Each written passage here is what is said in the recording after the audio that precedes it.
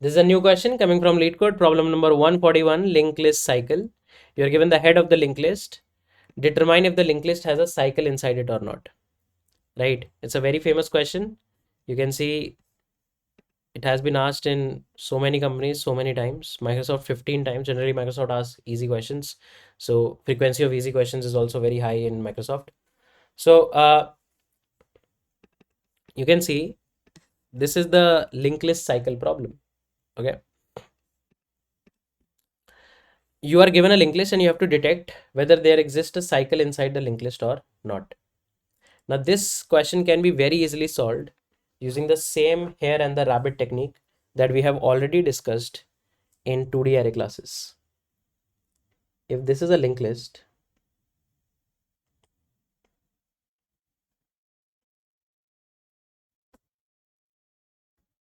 and let's say there is a cycle,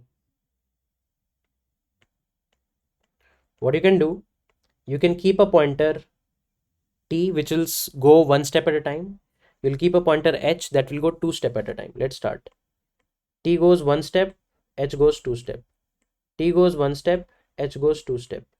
T goes one step, h goes two step. T goes one step, h goes two step. If both of them at any point of time collide, that means there was a cycle. Otherwise, if the hare reaches null or the tail node, then there was no cycle. As simple as that, right? And why is this happening? Because you are in a circular loop. You are technically inside a circular loop. Now, inside a circular loop, if one person is going at faster pace and the other person is actually going at a smaller pace, then technically both of them are going to catch each other. This is called as Floyd cycle. So before moving forward in the video, I would like to tell you about the brand new offering of Algocamp, which is the Lambda 5.0 course. So this is the fifth iteration of the flagship advanced backend development course with Node.js, but this time it's bigger and better. This time Algocamp has introduced a lot of new projects. The whole ecosystem is going to be more AI powered. There are projects including Lovable Clone, your own AI fitness tracker, own AI interview planner and interview prep, I would say, tool. There is some deep engineering concepts around distributed transaction using which you're going to make a payment system or a payment wallet system altogether. There's going to be a workflow manager project. You're going to try to understand how exactly you can use the concepts of, let's say, CDC in order to implement different projects. A lot of deep technical projects and deep technical understanding you are going to get. This particular course is going to focus on making sure that you understand the system architectures and deep system concept that a lot of senior engineers are always involved with, and try to make projects on top of that. You are going to see actual scaling strategies, replication strategies, how you can make sure that your system is fault tolerant, and concepts around, let's say, Kafka, concept around Redis and whatnot. There is so many different projects that are actually added, including a WhatsApp system, something like a Netflix-like system, a Twitch-like system, a lot of AI-powered tools. We are going to actually make something like Lovable Clone and whatnot. Do check out the link in the description section below. Get the idea about all the projects that you are going to get and build. This is something that will take you from an absolutely beginner level backend developer to a very advanced level backend engineer altogether. We have received such great testimonies from the last set of batches, and people are actually loving what we have already built, but this time we have made sure that this is bigger and better. So do check out the link in the description section below and use this coupon code to get massive discounts on the current price. And now let's go back to the video. Detection algorithm, or the tortoise and the hare approach, right? So now you might be thinking that why hare and the tortoise will collide. Just think about it. Let's say when they reach the cycle, hare and tortoise were 7 steps apart. Okay. In the next step, hare and tortoise, hare will cover one distance, but tortoise will cover two distance, right? Think about it. Hare is at 1.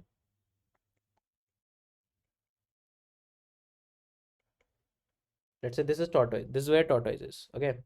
Now when tortoise goes to 8, hare comes at 3. When tortoise goes to 9, hare comes at 5. So every time, hare is actually reducing the distance between the tortoise and itself. And it's a very, like, it's a circular track, so I can assume that it's a very long infinite track, right? Tortoise here, here comes here. Tortoise here comes here. Tortoise here comes here. Tortoise here comes, and catch it. So in every iteration, it is at least trying to reduce one step or 1 unit distance between itself and the tortoise. Hence, the hare is definitely going to catch tortoise in a track. You can visualize this by assuming an infinite long straight line that can mimic your circle. And that's what is the basis of Floyd detection algorithm. So if you want to detect a cycle inside a linked list, what you can do, you can iterate starting from the head node, one as a tail node, one as the tortoise, one as the hare. One pointer will move one node at a time, one pointer will move two node at a time. And if at any point of time both of them collides, there is a cycle. If the hare, that is the fast pointer, reaches the tail node or the null first, then there is no cycle at all. As simple as that.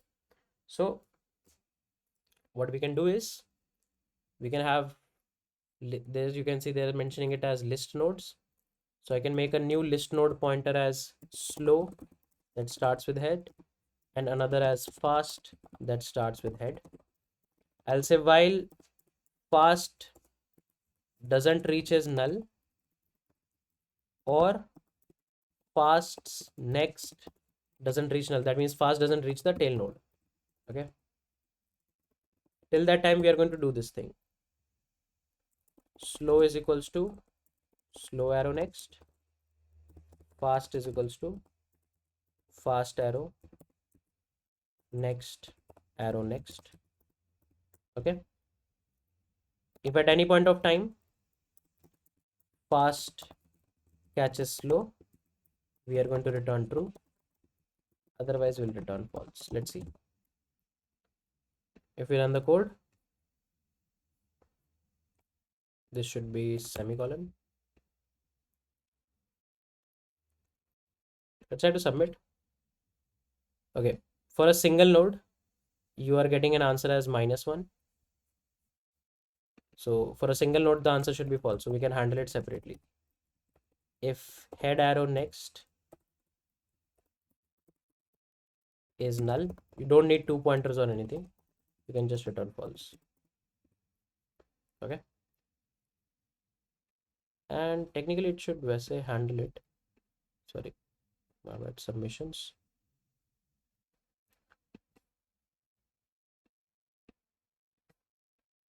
So if there's only a single node, you start with head. This is not null, but this is null. It should return false, but okay. Okay, for empty. Okay, why it's not handling this? Let's see. Technically, if head is null, then fast is null, right? Oh, this should not be and. This should not be or, this should be and. That's why it was not handling. Okay, both of these conditions should be true. And done. You can see. So with a very simple piece of code in order of n time complexity approximately, you will be able to detect cycle inside a linked list, whether there exists a cycle or not. A lot of time there is one more question that can be asked, that you have to detect the start of the cycle of the linked list. So this is technically the node that is technically the start of the linked list, right? How can you detect the start of the linked list? So let's assume the whole linked list structure like this track, okay? And this is technically your starting point. Start of the linked list is something like this, okay?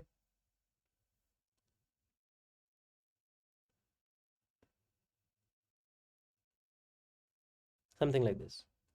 So let's say you have your slow pointer and the fast pointer. First detect whether there is a cycle or not. Slow moves here, fast goes here.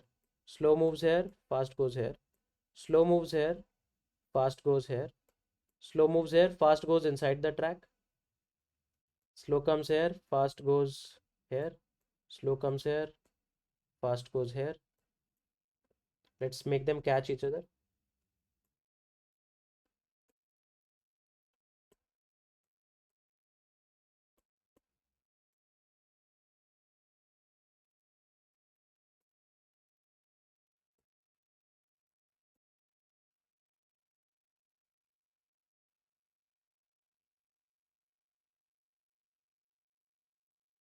Okay, so you can see on this particular node, this is the colliding node on which slow and fast pointer collided, and fast has detected that there was a cycle. Now, how can you detect the start of the cycle? Okay, now let's just think about it. If let's say this distance is x, this particular distance is y, and this particular distance is z. Okay, and let's assume, of course, the fast pointer is moving twice with the speed of slow pointer, and let's assume that while the slow pointer completes the first loop, in that first loop only fast will actually cover it, or I would say fast will actually detect it. So what I can say is that, what is the distance traveled by the slow pointer? Distance traveled by the slow pointer is x plus y. Can I say that? Distance by the slow pointer is x plus y, because we are assuming that before we close the first loop, fast will detect it. Let's assume. Okay. Now, if this is the distance traveled by slow pointer, what will be the distance traveled by the fast pointer? You can see fast pointer traveled x, it has completed one loop, and then in the next loop while slow was coming, it detected slow. So technically, distance traveled by the fast pointer is x plus y plus z plus y. Can I say that? Which is x plus 2y plus z. And if the time taken is same, then can I say distance traveled by the fast pointer will be 2 times the distance traveled by the slow pointer? If that's in the same time, technically, if you take unit values, then the total distance by fast will be 2 times the total distance by slow. This means x plus 2y plus z should be equals to 2x plus 2y. 2y gets cancelled out. This makes x to be equal to z. Can I say this distance is actually equal to this distance? Can I say that? Right? So if these two distances are same, how about you update the fast pointer again to go to head. Let's keep slow pointer here only, or you can make slow pointer go there, and move both of them one at a time. Move both of them one at a time, one at a time, one at a time. If the distance is same and they are moving one at a time, so they are again going to collide because they are traveling the same distance with the same speed.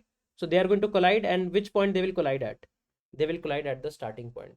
So if you have to detect the starting point, just make one pointer move from the collision point, one pointer from the head, and both of them will actually again collide at the starting point. So this is the way that you can actually detect cycle and the start of the cycle in a linked list. The complexity for this algorithm is also going to be order of n, because you have to first of all write the algorithm for detecting a cycle. Once you detect a collision point, then move one pointer to the head, one pointer from the collision point, move both of them towards each other, and you will detect this starting point as well. Right? You can try proving this equation for multiple, I would say, iterations. For example, I considered that in the before completing the first iteration of slow, both of them collided. You can assume that, okay, let's say slow completes one loop and then collides. Then what will happen? You can calculate how much fast has traveled then. Then you can assume slow completes two travels and then collides. You can assume how much fast has traveled by then, and so on. Right? So you can actually solve it for multiple cases, and you will realize for the general case, x is always going to be equals to z. That's how you can detect start of the cycle of a linked list.